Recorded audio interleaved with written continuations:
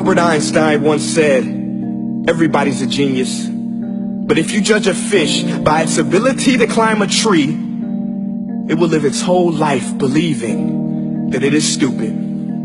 Ladies and gentlemen of the jury, today on trial we have modern day schooling. Glad you could come. Not only does he make fish climb trees, but also makes them climb down and do a 10-mile run. Tell me, school, are you proud of the things you've done?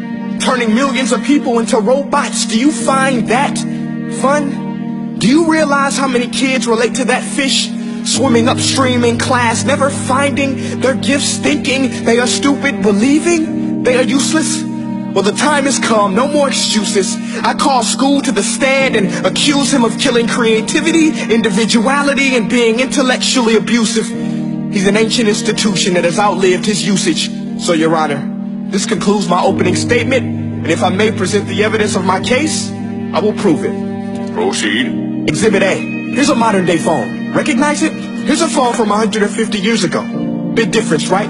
Stay with me. Here's a car from today, and here's a car from 150 years ago. Big difference, right? Well, get this. Here's a classroom of today, and here's a class we used 150 years ago. Now ain't that a shame? In literally more than a century, nothing has changed. Yet you claim to prepare students for the future? But with evidence like that, I must ask, do you prepare students for the future or the past?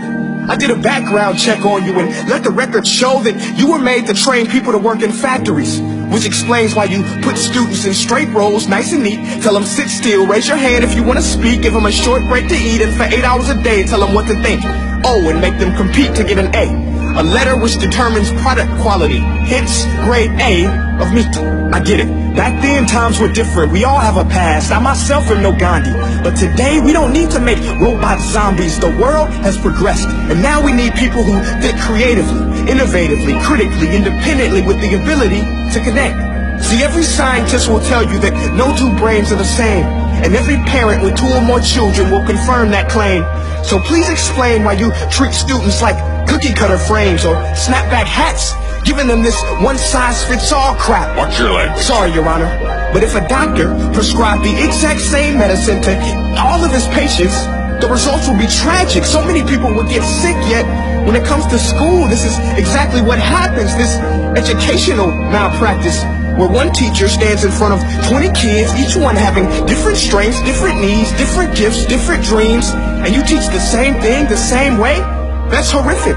Ladies and gentlemen, the defendant should not be acquitted. This may be one of the worst criminal offenses ever to be committed. And let's mention the way you treat your employees. Objection. Overruled. I want to hear this. It's a shame. I mean, teachers have the most important job on the planet, yet they're underpaid? No wonder so many students are short-changed. Let's be honest. Teachers should earn just as much as doctors, because a doctor can do heart surgery and save the life of a kid. But a great teacher can reach the heart of that kid and allow him to truly live. See, teachers are heroes that often get blamed, but they're not the problem. They work in a system without many options or rights. Curriculums are created by policymakers, most of which have never taught a day in their life. Just obsessed with standardized tests. They think bubbling in a multiple choice question will determine success. That's outlandish. In fact, these tests are too cruel to be used and should be abandoned, but don't take my word for it. Take Frederick J. Kelly, the man who invented standardized testing, who said, and I quote, "These tests are too cruel to be used and should be abandoned." Ladies and gentlemen of the jury, if we continue down this road, the results will be lethal. I don't have much faith in school, but I do have faith in people. And if we can customize healthcare, cars, and Facebook pages, then it is our duty to do the same for education, to upgrade and change and do away with school spirit, because that's useless. Unless we're working to bring the spirit out of each and every student, that should be our task. No more Common Core. Instead, let's reach the core of every heart in every class. Sure, math is important, but no more than art or dance. Let's give every gift an equal chance. I know this sounds like a dream, but countries like Finland are doing impressive things. They have shorter school days. Teachers make a decent wage. Homework is non-existent, and they focus on collaboration instead of competition. But here's the kicker, boys and girls. Their educational system outperforms every other country in the world.